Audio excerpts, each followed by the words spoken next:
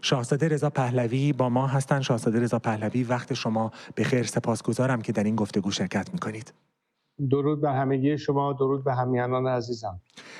شاهزاده، آیا در طول هفته گذشته به ویژه بعد از پیام شما که البته نکتهش این بود که شما همواره از نیروهای انتظامی و نظامی کشور دعوت کرده بودید تا به مردم بپیوندن، آیا بعد از اتفاقاتی که در طول 7 روز گذشته افتاده شمار افرادی که از داخل حاکمیت به ویژه نیروهای نظامی با شما تماس گرفتن افزایش پیدا کرده؟ آیا شما با اونها حرف زدید؟ بله، ارتباطات روزافزون هستش. بسیاری از پرسنل دارن تماس میگیرن. البته محدود به ارتش نیست، ولی به خصوص در مورد کادرهای نظامی و اینکه قصد دارن که از نظام ببرن و به مردم ملحق بشن و فکر کنم همینطور این دامنه پیدا خواهد کرد.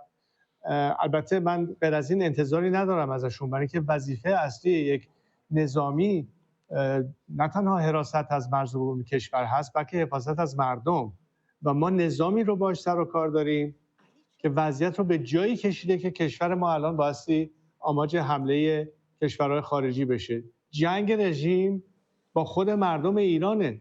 الان اینترنت رو قطع کردن، تلفن‌ها رو قطع کردن و اگه فردا این رژیم دوام بیاره چنان سرکوبی خواهد کرد که چاره‌ای به غیر از این نیست که فرصت این رو به نظام ندیم که اگه 1% هم شانس بقا داشته باشه این کار رو بکنه. اینجاست که پرسنل نظامی نقش بسیار کلیدی دارن که بیان و از مردمشون حمایت بکنن، بیان و نه تنها در این زمان کمک بکنن به سقوط کامل و از بین رفتن این نظام، بلکه در فردای فروپاشی نقش بسیار مهمی خواهند داشت در حفظ امنیت و آرامش در کشورمون تا ما بتوانیم اون وقت این انتقال دموکراتیک رو در یک روند با ثبات و با امنیت بتونیم انجام بدیم. این یه چیزیست که امروز بر دوش اونهاست. این یک فرصت طلایی است که ما امروز داریم. وقتی که رهبرش روز رفته زیر زمین قایم شده و عوامل خودشون رو دارن از مملکت، خانواده‌ها و بستگان خودشون رو خارج میکنن، این افراد میمونن و مردم و الانه که باید به مردم ملحق بشن تا مردم خیالشون راحت‌تر باشه که این بار مواجه با سرکوب نخواهند بود، بلکه این عوامل باهاشون خواهد بود و در کنار آنها خواهند بود. این یک وظیفه بسیار خطیری است که اکنون بر دوش پرسنل به خصوص نظامی و انتظامی کشور ماست. بله، من یک سوالی همینجا دارم. وقتی میگین به مردم بپیوندن چه کار بکنن؟ به خاطر اینکه ما میبینیم این پرسنل به هر حال نزدیک هستن. من گاهی بعضی از این فرماندهان سپاه رو که میبینم گویی با آدم آهنی، با ربات طرف هستید که ایدئولوژی نظام رو دارن تکرار میکنن، اما همه اینطور نیستن. سطوح مختلف وجود داره. به چه طرز، چطور میتونن به مردم بپیوندن؟ اگه منظور این هستش که از خود نظام میترسن، دلیل بیشتر برای اینکه چنین نظامی که حتی در پرسنل نظامیش ایجاد ترس و رعب میکنه چه برسه به مردم. ببینید باز دوباره معادله خیلی ساده است. مردم ایران مشتاق این هستن که نیروهایی که با رژیم هستن جداشن از رژیم و بهشون ملحق بشن.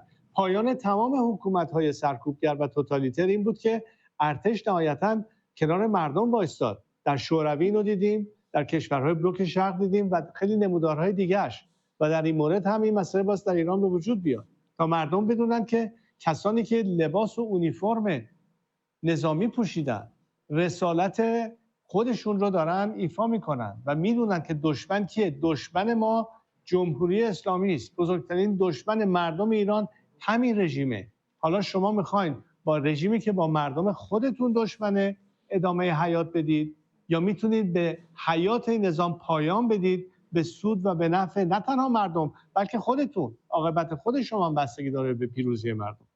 بله شاهزاده، شما خودتون تعلیم و تربیت نظامی دیدید، خلبان هستید، روزهایی رو به یاد دارید که آسمان ایران آنطور که مقامات اسرائیلی و آمریکایی میگویند بزرگراه جنگنده های خارجی نبودن. قبل از اینکه سوالی رو در مورد مردم ایران بپرسم از شما، حستون چی هست وقتی این خبرها رو میشنوید؟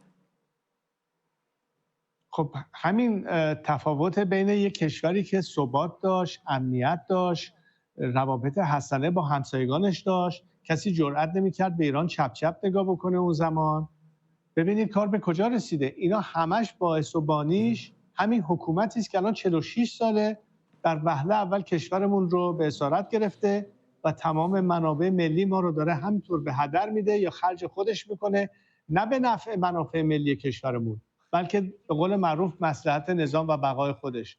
این بار یک فرصت طلایی است در نظامی که الان به کلی تضعیف شده، در حال فروپاشی است و این اطلاعات موثقی که از داخل خود دستگاه نظام داره به ما میرسه. بله. مقامات امنیتیشون، مقامات نظامیشون میبینن که این نظام داره نفسهای آخرش رو میکشه. پس دلیلی نیست که بخوان با این نظام بایستن، ولی اکنون فرصتی است که به شکل وضوح به خود مردم این رو انتقال بکنن که هممون اون زمانی که فرا خواهد رسید که بتونن اون وقت اقدام بکنن، بدونن که این بار مانع اصلی سر راهشون نخواهد بود.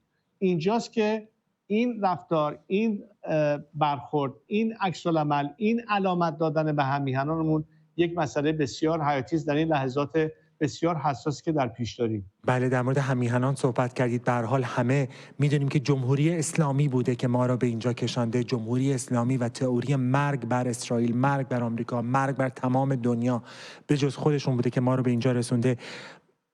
به هر حال ایران در جنگ است، مردم نگرانند، هزاران تلفن و تماس با ما میگیرند، میگویند چه بکنیم؟ ما مردم حالا در این شرایط چه بکنیم که به آن سوی برود اتفاقات که به نفع ما باشه؟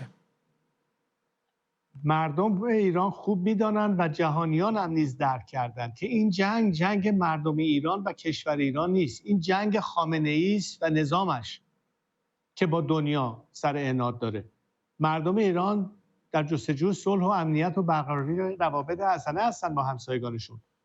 مردم ایران مردمی نیستن که بخوان بر خلاف آنچه که این نظام تا به حال انجام داده مدام بخوان بحران و بی‌ثباتی رو در منطقه ایجاد بکنن. اصلا منافع ملی ما ایجاب میکنه که بتونیم بر اساس حکومت دلسوز و ملی که قبل از هر چیزی به منافع ملی کشور خودمون و مردم خودمون فکر میکنه، ولی در قالب اون هستش که با روابط حسنه با همسایگانمون میتونه یک وضعیتی رو در اون منطقه ایجاد بکنه که به هر حال فراتر از مسئله امنیت و ثبات، مسئله برگشتن به روند ترقی و پیشرفت و شکوفایی مجدد ایران و این تا زمانی موثر نخواهد بود که نظام همچنان برقرار هست. نظامی که اکنون پس از گذشت 46 سال هرگز به این اندازه شکننده و در حالت سقوط نبوده که الان هست. بنابراین میگم این فرصتی است، یک دریچه فرصتی است که بایستی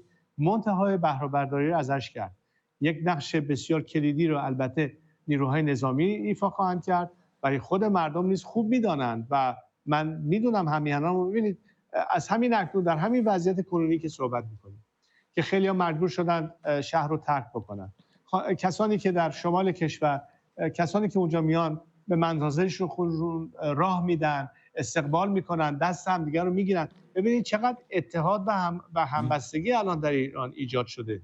این مسئله گذراست، این مسئله طویل المدت نیست، ولی بایستی مطمئن بشیم که نهایتا این منجر میشه به شکست نظام. اکنون هستش که بایستی دست زد به اعتصابات بیشتر، سر کار نرفت، مسئله ترابری و به اصطلاح حمل و نقل کشور رو فلج کرد. مردم ایران که خودمون میدونیم برقشون نمیرسه، گازشون نمیرسه، تلفنشون رو قطع کردن، چیزی نمونده که در دست مردم باشه. ولی ما میتونیم اجازه ندیم که نظام به این طریق بخواد به جنگ خود مردم بره، برای اینکه بزرگترین هراس رژیم از خود مردمه نهایتا. این خوب واضحه. بنابراین مردم کار خودشون رو خوب انجام دادن تا به حال.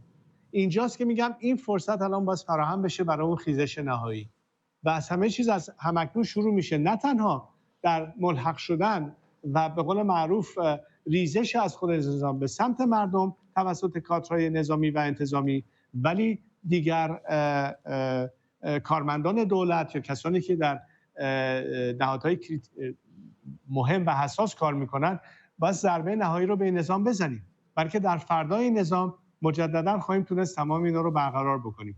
بایستی مطمئن بشیم که نظام شکست کامل بخوره. خیلی نزدیک شدیم به اون مرحله و مطمئنم که این فرصت رو مردم به موقعش خواهند دید که وقت اون به اصطلاح خیزش نهایی است. این اتفاقات بایستی هر چه زودتر بیفته. شاهزاده رضا پهلوی، هر گوشه‌ای رو که نگاه می‌کنم، هر تلویزیون بین‌المللی رو که ما می‌بینیم، شما به عنوان رهبر دوران گذار مشغول گفتگو هستید. یک دنیا سپاسگزارم که وقتتون رو به ما دادید و با میلیون‌ها بیننده در داخل ایران و سراسر جهان در این روزهای بسیار حساس گفتگو کردید. سپاس از شما. ممنونم. وقتتون بخیر.